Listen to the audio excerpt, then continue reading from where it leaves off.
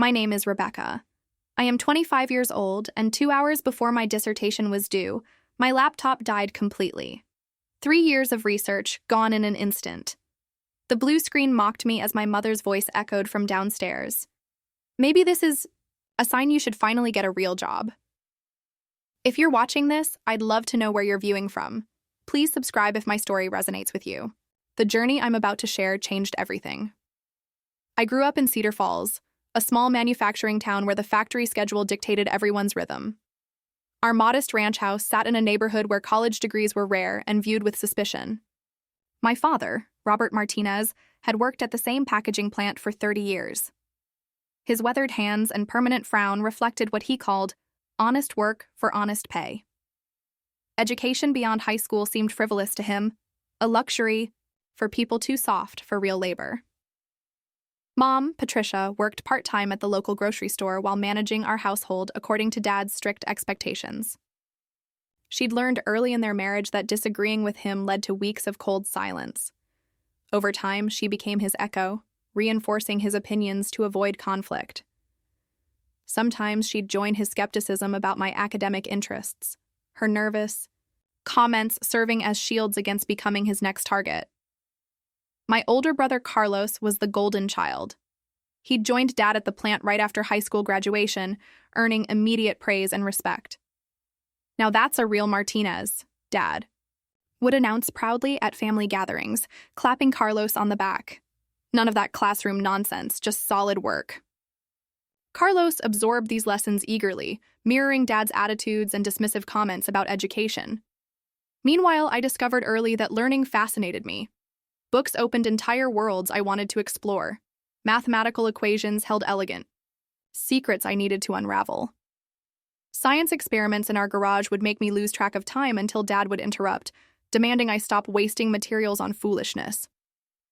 My 4th grade teacher, Mrs. Campbell, was the first to notice my potential. "Rebecca has exceptional analytical abilities," she told my parents during a mandatory conference. Dad stared out the window while Mom nodded politely, both forgetting her words before we reached the parking lot. By 6th grade, I'd won the regional math competition. The local newspaper printed a small article with my photo, showing me beaming while holding my trophy. My classmates' parents took pictures and celebrated. Mine didn't attend the ceremony. "Had to work overtime," Dad claimed later.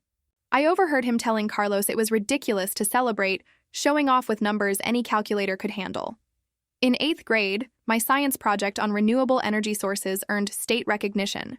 The principal called home personally to share the news. Mom answered with a flat, "That's nice," using the same tone she reserved for weather updates. When I asked if they'd drive me to the state competition 3 hours away, Dad scoffed. "We're not burning gas so you can play scientist. That won't put food on the table." High school became my refuge. I joined every academic club available, staying after school until the last possible moment before heading home. My chemistry teacher, Mr. Roberts, loaned me books from his personal collection. "Your mind is extraordinary, Rebecca," he told me once. "Don't let anyone dim that light." My calculus teacher, Ms. Chen, stayed late helping me prepare for advanced placement exams. "University will open doors you can't even imagine yet," she encouraged. When I became valedictorian, the principal personally invited my parents to the ceremony. They declined. Dad had planned a fishing trip with Carlos, and Mom claimed she wasn't feeling well. I delivered my speech to a crowd of supportive teachers and strangers, fighting tears when other students ran to embrace their proud families. Afterward, I stood alone until Mr. Roberts approached with a small wrapped gift, a journal inscribed, "Your journey starts now. The world needs minds like yours." That night, I made a secret promise. I would be the first Martinez to attend university. Not just any university, but the best one that would accept me. Education would be my bridge to a future beyond the narrow expectations my family held. Each dismissive comment became fuel for my determination. Each rejection of my achievements strengthened my resolve. I applied for scholarships in secret, using school computers since we had no internet at home. I created a private email address my parents would never discover, and convinced teachers to serve as my contacts to avoid mail coming to our house. While classmates shared acceptance letters with supportive families, I hid mine under my mattress, reading them by flashlight, tracing university logos like maps to another world. Graduation day arrived with families celebrating around us. Dad's only comment was, "So you start at the plant Monday, right?" When I finally gathered courage to tell them about my full scholarship to State University, silence stretched for what felt like hours before Dad slammed his coffee mug down. "So you think you're too good for honest work? Too good for your family? Books don't feed people, Rebecca. Real work does." Mom just stared at her hands while Carlos laughed. "Always knew you were weird, sis." That night, I packed my few belongings, knowing I was crossing a bridge that might never lead back. Yet despite the fear twisting my stomach, each item I placed in my suitcase felt like reclaiming pieces of myself they'd never acknowledged. My first day of university orientation felt like stepping onto another planet. Families helped unload cars packed with supplies, mothers organizing dorm rooms while fathers assembled furniture. I arrived alone on a Greyhound bus with one suitcase and everything I owned.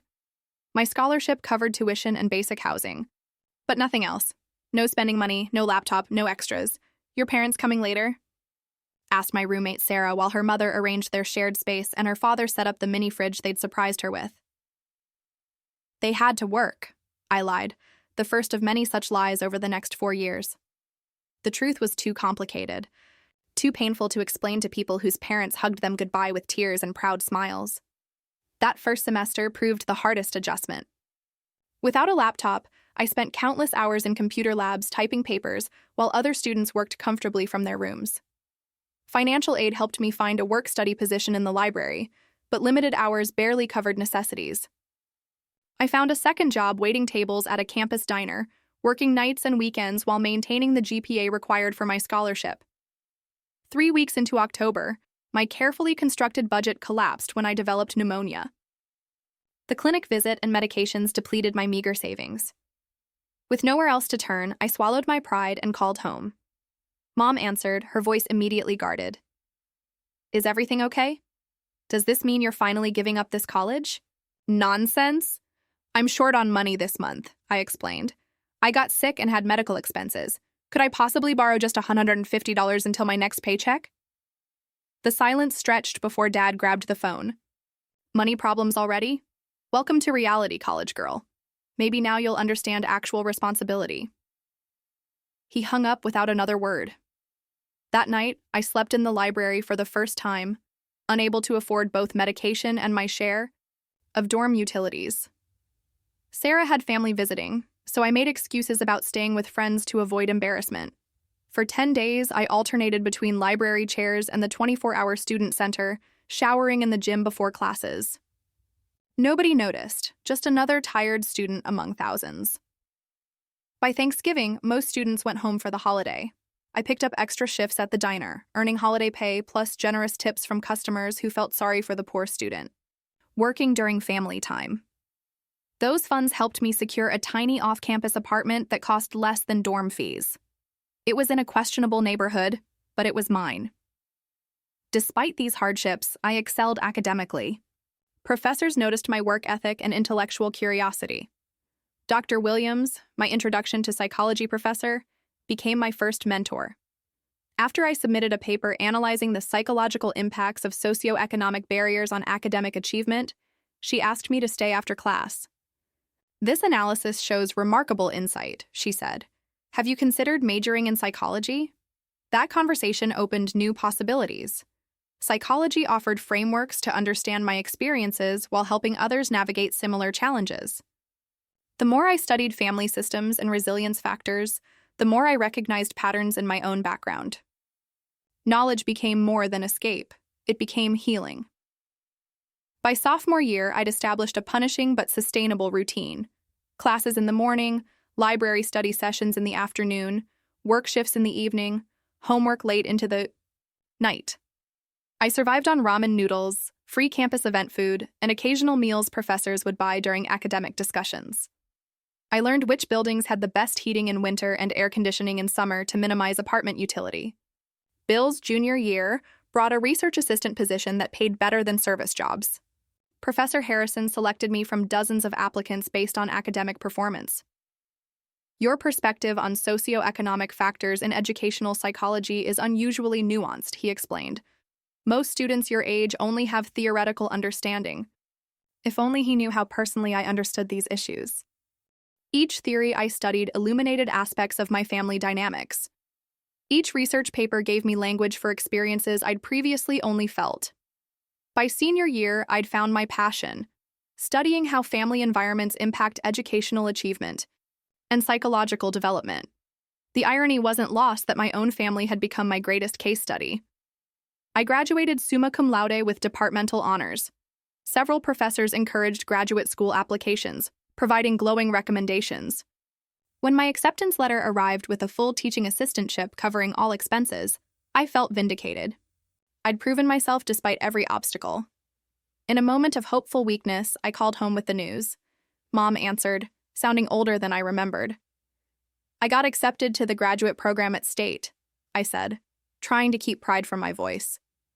Full funding and a teaching position. Oh, she paused. So more school then. When do you plan to get a real job, Rebecca? This is a real job, Mom. I'll be teaching and doing research. Dad must have been listening because his voice suddenly cut in. So the perpetual student continues avoiding grown-up responsibilities. Some of us have been working real jobs since 16, but I guess that's beneath our would-be professor. I ended the call quickly, reminding myself why I'd limited contact in the first place. Some childish part still hoped for approval, for acknowledgement that my achievements were worthwhile. That hope now seemed as naive as expecting water from stone. Graduate school intensified everything about academic life. Coursework was more demanding, expectations higher, competition fiercer. Yet for the first time, I felt truly in my element. My undergraduate struggles had prepared me for pressures my more privileged classmates were just beginning to understand. My research focused narrowed to family psychology, specifically how parental attitudes toward education impact children's academic achievement and self-concept. Each paper I wrote circled this theme, examining it from different theoretical angles. Professors noted the unusual depth of my analysis. Most students your age approach these topics theoretically, Dr. Mitchell commented on one paper. Your work shows remarkably nuanced understanding of lived experience. If only she knew how personal this research was. Every statistical correlation I studied reflected moments from my childhood. Every case study contained echoes of my story. I was simultaneously researcher and subject, carefully hidden behind academic language and methodological rigor. 4 months. Into the program, my ancient secondhand laptop began showing signs of failure. The screen flickered intermittently, and the hard drive made concerning noises. I knew I needed a replacement but had no funds for such a major purchase. My teaching stipend covered rent, utilities, and food with nothing left for emergencies. Started backing up my work obsessively, saving files to multiple locations, and emailing important documents to myself. The laptop limped along for 2 more months while I researched affordable replacement options and saved every possible penny. Then, disaster struck during the most critical phase of my dissertation research. I was deep into analyzing interview data when the laptop began behaving erratically. Programs crashed randomly, files corrupted without warning, and the screen went black for minutes at a time. I managed to save most of my work to external drives, but the stress was enormous. 3 weeks before my dissertation defense, while working on final revisions late one evening, the laptop simply died. No warning, no gradual failure, just a sudden black screen and silence. I pressed the power button, repeatedly tried different outlets, even performed the basic troubleshooting I'd learned over years of technical difficulties. Nothing worked. Panic set in as I realized the magnitude of the crisis. While I had most of my dissertation backed up, the latest revisions based on my advisor's feedback existed only on the dead machine. Weeks of work refinement, critical analysis, and polished writing were potentially lost forever. I called the university IT department, but their evening support was limited to basic network issues. "Bring it in tomorrow morning," the technician suggested. "We'll see what we can do, but if the hard drive failed completely, recovery might not be possible." That night, I barely slept, mind racing through worst-case scenarios. If the data was truly lost, I'd need to reconstruct weeks of work from memory and notes. With the defense deadline approaching, there might not be enough time to recreate everything to the required standard. The next morning, I carried my dead laptop to the IT center like someone bearing bad news. The technician, a kind graduate student named Mike, examined it thoroughly. "The hard drive seems intact," he said after an hour of testing. "But the motherboard is fried. Good news is we should be able to recover your data. Bad news is it'll take a few days and you'll need another computer to work on." Relief flooded through me, followed immediately by a new problem. I had no money for even a basic laptop, and the computer lab would be inadequate for the intensive writing and formatting my dissertation required. "I have an idea," Mike said, noticing my distress. "We have loaner laptops for emergency situations, exactly like this. They're not fancy, but they'll handle word processing and basic tasks. You can borrow one while we recover your data." The loaner laptop was ancient and slow, but functional. More importantly, it represented the university community supporting me when my family never would. Over the next 3 days, I recreated my lost revisions while Mike worked to recover my original files. On Thursday afternoon, he called with good news. "Got everything," he announced triumphantly. "All your files are intact and transferred to an external drive. Your dissertation is safe." I nearly cried with relief.